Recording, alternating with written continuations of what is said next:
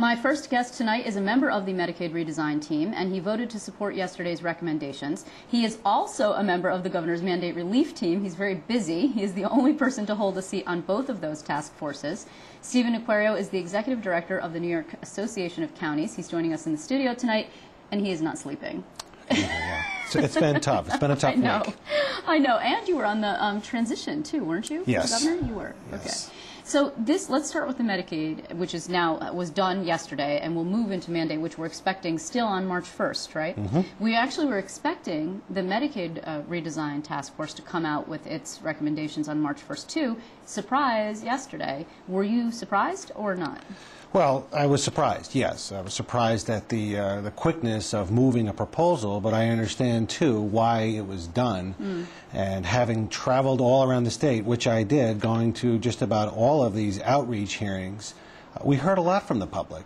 It was an interesting process. It was a very complex area of healthcare services. How does it affect people who receive hospice in their home or hospice in the hospital or nursing home treatment or hospital care or public health programs? It's a very complex, huge program consuming $55 billion. So to take all of these issue areas and score them and rate them, we rated about 50 of them. And then yesterday we received an additional 29 proposals for the first time. We looked through those. We heard the explanations from the health department. And we took a vote. So, and it passed. There were 4 abstentions, and there were 3 lawmakers who abstained, and one of the lawmakers, Senator Tom Joy, was not present. But here's the thing. $52 billion is now the cap. So you said it's a $55 billion program. True. The point here is cost containment. And it seems to me, and I was in the press conference yesterday where this was announced, and Jason Helgerson went over it, who is sort of the point man for Medicaid reform for the governor. He came from Wisconsin, where the same buying in thing was done, right, where you get everybody around the table and you say, okay, people, something's got to come out of everybody's hide, so you better make a decision instead of a top-down approach, right? And he said most of this is going to come out of managed care. 3 million people in Medicaid are going to end up in some form of managed care. That's right. Pretty much the biggest change here. Is that right? Yeah, it's an aggressive change, but I think there's a time in the life of any problem where it's big enough to see yet small enough to solve. And I think for Medicaid, that time is now. The governor had to do something. The legislature must do something. This package of proposals, these are proposals. This is the first step in trying to tackle this massive health care program. It's a process now given to the state legislature, who essentially has 30 days to negotiate with the governor, to pass this as part of a state budget, and move it on. So, do you believe there's wiggle room there? Because the governor seemed to feel very definite about this. He said, I'm putting it in the 30-day budget amendments, as you said, and pass it as I want you to pass my budget, his budget. He doesn't seem to be that open to negotiation, although he has said on some other areas, for example, if you don't like the idea that I'm going to have a prison closing commission legislature, you can close prisons yourself, but you got to come up with the savings somewhere. That's the rub, is that somehow you've got to come up with these cuts. Do you believe there's wiggle room in here at all? I do. You do? Okay. I think he's a chief executive, and he has to act like the chief executive. That's what the people of New York elected him to do, to be the chief executive officer of this state.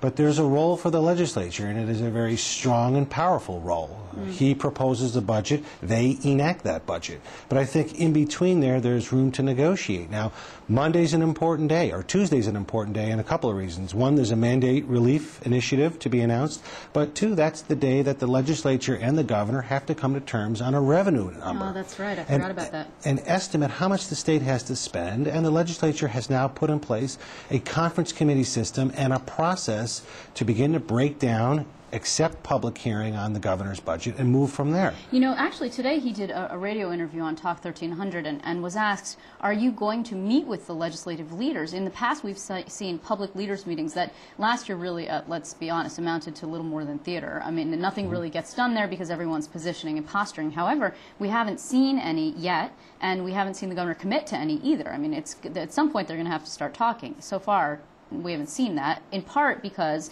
these holes that were in the budget, up to $4 billion, because of the Mandate Relief Task Force, because of the Medicaid Relief Task Force, were still out there. Prison closing, again, all these things are still out there. But now Medicaid has, to a certain extent, been closed down to the tune of $2.3 billion, right? That's correct. The governor outlined 4 ways to address the state budget partially. The SAGE Commission has yet to issue its report. The Medicaid Commission issued its report. The Mandate Relief issued its report. And I think when these reports, these pieces, large pieces of the puzzle start coming together, then I think it's appropriate for the leaders to come together. I think it's premature right now. I think the process of including the public in public hearings, which needs to take place, hearing from the public, the legislature is going to have to be accountable to the people of New York. The governor presented his version of a state spending plan, how he sees a $10 billion budget deficit. That is a massive deficit. That's a huge problem, which grows to about 30 to 40 billion over a multi-year period. So now it's the legislature's turn. How will they respond to this? Okay, before we get to mandate relief, and I want to get there because it's another thing that's sort of hanging out that we don't know yet about, regarding the task force or the team or the redesign. It's been going by a number of different names, but this 27-member body that attacked Medicaid and tackled it, and it was very intractable. There were some very contentious people there who in the past had done hand-to-hand combat. I'm thinking in particular of Ken Rasky from Greater New York Hospital Association, and then George Gresham from 1199, the Healthcare Workers Union, and his predecessor, Dennis Rivera, really spearheaded some serious battles with George Pataki, for example. And they were all involved in this. So what was it like in that room with all these guys on that table? Well, recognizing the political gridlock that could result from the powerful forces that are on this task force, the hospital industry, the healthcare workers unions, other home care type providers and nursing home related people, it was interesting. There's a lot of diversity.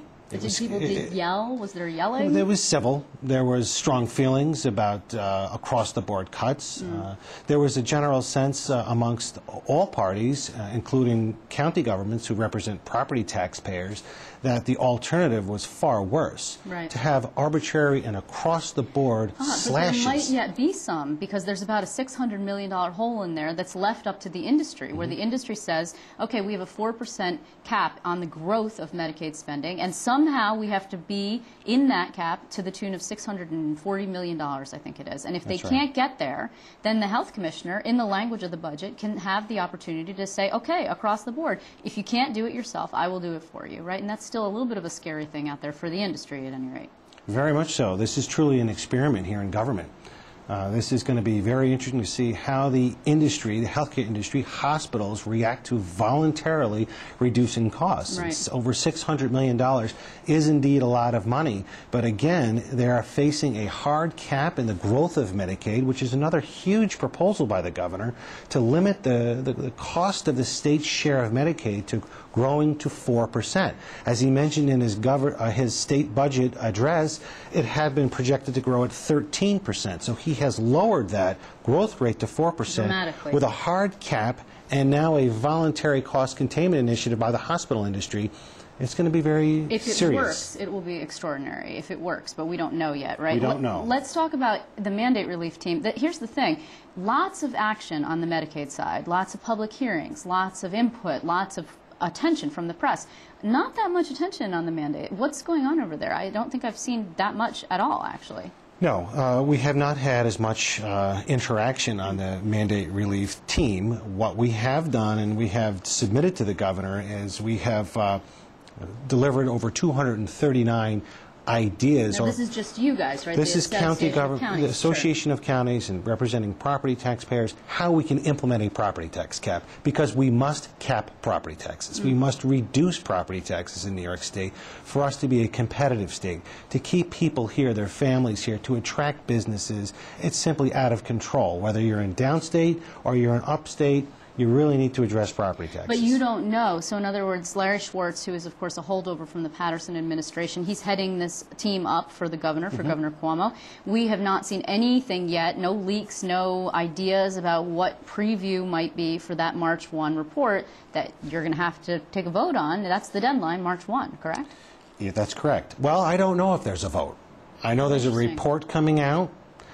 Concepts coming out. What we do know is we have been providing the governor's office in 9 categories that are really essentially consuming 90% of the county property tax, why we should fix these program areas, why it helps benefit the state, why it benefits the property taxpayer, We expect a report of some sort from all the groups that have issued ideas and concepts, and hopefully we can get something included, if not in the budget, as part of the budget dialogue.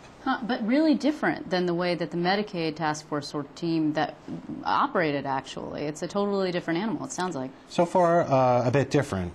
We have not had the chance to score proposals like we actually scored in Medicaid, the benefit to the state savings. Hopefully we'll have a chance to score or participate in a process to recommend mandate reliefs suggestions. People should care about these words, unfunded mandates. It really is a serious thing because it is preventing county governments from providing local services. That's what people want. They want to drive on their roads. They want to plow the snow. They want to have quality of life programs.